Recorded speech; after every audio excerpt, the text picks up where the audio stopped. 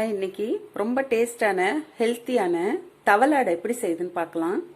தவளாடை செய்யறதுக்கு 1 கப் இட்லி அரிசி, 1/2 கப் பருப்பு, 1/4 கப் கடலைப்பருப்பு, 1 ஸ்பூன் பாசிப்பருப்பு, 1 ஸ்பூன் மிளகு, 1 ஸ்பூன் ஜீரகம், ஒரு 7 மிளகாய் போல எடுத்துக்கங்க. ஃபர்ஸ்ட் ஒரு மிக்ஸி ஜாரில்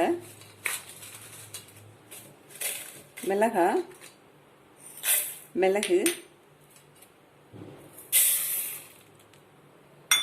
அரிசி, துவரம்பருப்பு, கடலைப்பருப்பு, பாசிப்பருப்பு, ஜீரகம், இது எல்லாத்தையும் ரவை பதத்துக்கு உடைச்சி எடுத்துக்கங்க.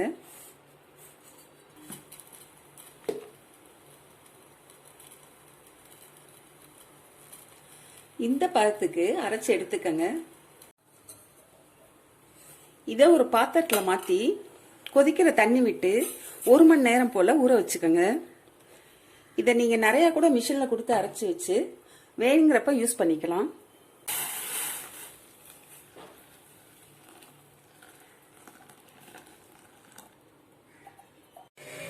ஒரு மணி நேரம் ஆயிடுச்சு. மாவு நல்லா ஊறிடுச்சு.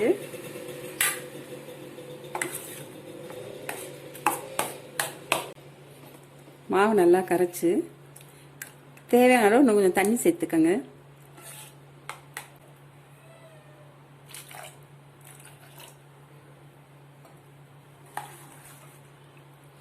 மாவு கொஞ்சம் கெட்டியாக இருந்தால் தான் நல்லாயிருக்கும். இந்த அளவு மாவு கெட்டியாக இருந்தால் போதும். இது கூட தேவையான அளவு உப்பும் 1/4 மூடி போல் தேங்காயும் சேர்த்துக்கங்க.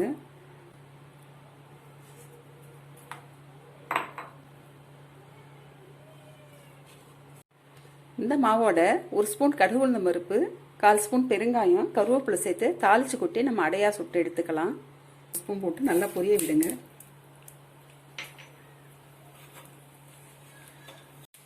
கடுகு நல்லா பொரிஞ்சோடனே பெருங்காயம் 1/4 ஸ்பூன், கருவேப்பிலை சேர்த்து இந்த மாவோட சேர்த்துக்கங்க.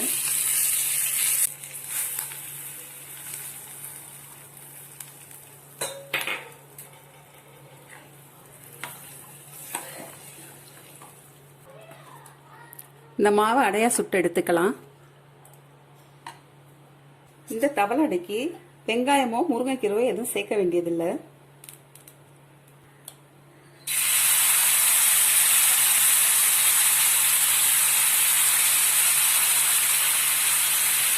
இந்த அடையை கொஞ்சம் மொத்தமாக ஊற்றினா தான் நல்லாயிருக்கும்.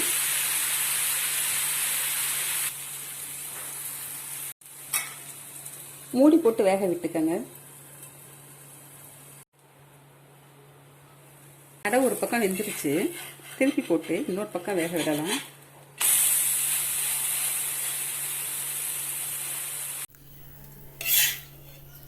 அவ்வளோதான், ரொம்ப சுவையான முருகலான தவளாடை ரெடி ஆயிடுச்சு. நீங்களும் செஞ்சு பாருங்கள்.